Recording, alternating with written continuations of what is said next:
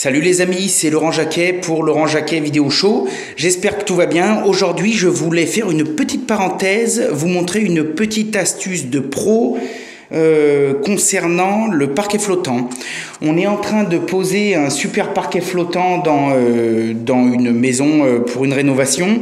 Et bon bah de toute façon j'ai pas tellement filmé parce que d'abord poser un parquet flottant, il y a pas besoin de sortir de Saint-Cyr.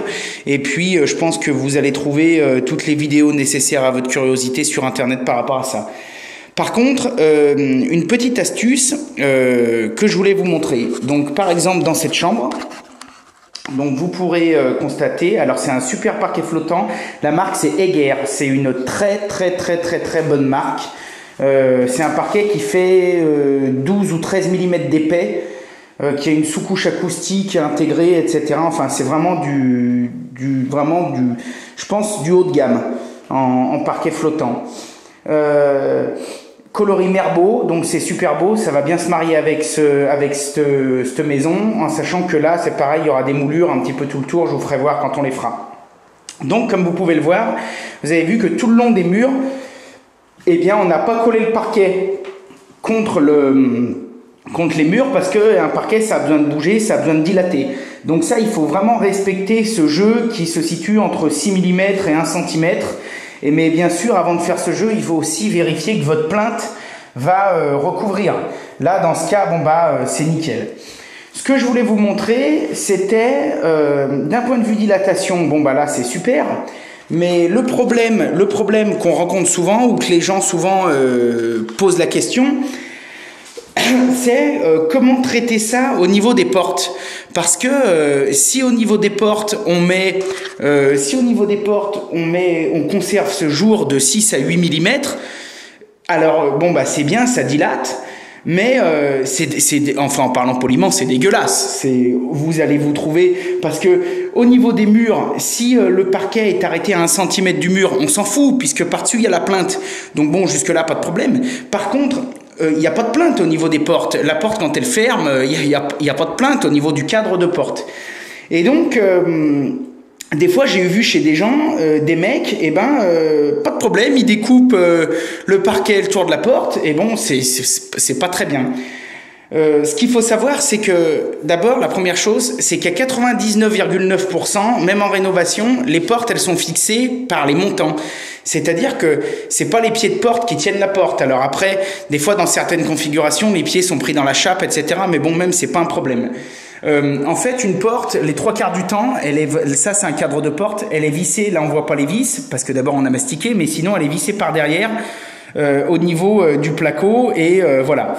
Donc là, jusque-là, normalement, il n'y a pas de problème. Par contre, pour traiter le bas, comment ça se passe? Je vais vous donner une astuce de pro et je vais vous montrer que nos bas de porte, ils sont absolument parfaits. Je vous montre. Alors voilà, donc je vous montre un petit peu comment nous on traite ça. Donc on voit bien que ici il n'y a pas de problème dans la chambre.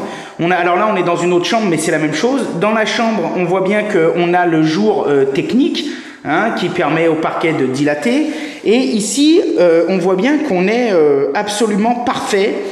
Et on voulait en plus ne pas mettre de barre de seuil ici parce qu'on veut avoir une unité entre les chambres et le petit salon, et donc ici c'est hors de question d'avoir un seuil parce que sinon ça va être horrible.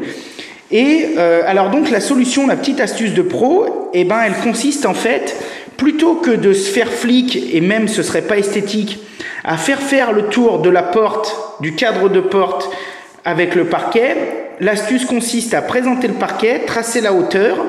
Et après, avec une petite lame de scie ou alors avec un couteau oscillant, nous on a un couteau oscillant style Fenn ou Bosch, ou il y a plein de marques, d'aller couper le cadre de porte et ainsi glisser le parquet dessous.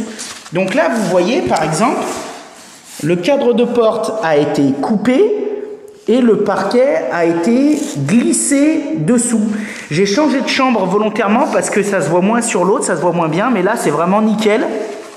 Donc en fait voilà, vous voyez, là ça a été coupé et le parquet a été glissé dessous. Ok, donc et pareil, même chose ici, on voit que là on est nickel. Donc là, le parquet, il pourra... alors là, on voit qu'il y a des jours techniques, mais c'est pas un souci parce qu'on a des grosses plaintes, donc ça va venir cacher. Mais là, le parquet, il n'y a pas de problème, il va pouvoir dilater et ce sera nickel. Et une fois que tout sera fini, que la pose sera finie, on va simplement faire un petit joint acrylique ici. Le fait de faire un joint acrylique, on va conserver la souplesse et donc ça pourra dilater sans s'arracher et voilà, et ce sera nickel. Donc voilà, c'était là. Ah bah ici vous voyez, on peut voir les petites plaintes. Donc là c'est de la plainte de style, ce qu'on appelle la plainte de style. Donc c'est de la plainte pareil qui est moulurée, vous voyez, parce que dans cette maison on va faire des moulures. Donc on va mettre vraiment, on va respecter le style de la maison. C'est une maison qui a 100 ans, donc on va respecter le style de la maison dans toute la maison.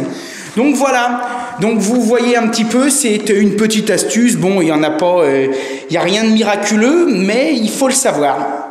Alors, certains me diront peut-être, oui, mais nous on est super pro, on n'a pas l'habitude de faire comme ça. Ou alors, tiens, est-ce que tu penses pas que ça va faire comme ci, comme ça? Encore une fois, je vous dis ce que je vous dis à chaque fois, c'est-à-dire, j'ai pas la science infuse, moi j'ai une bonne expérience de pas mal de choses et par rapport à ça, c'est comme ça que je fais depuis toujours et j'ai pas de problème.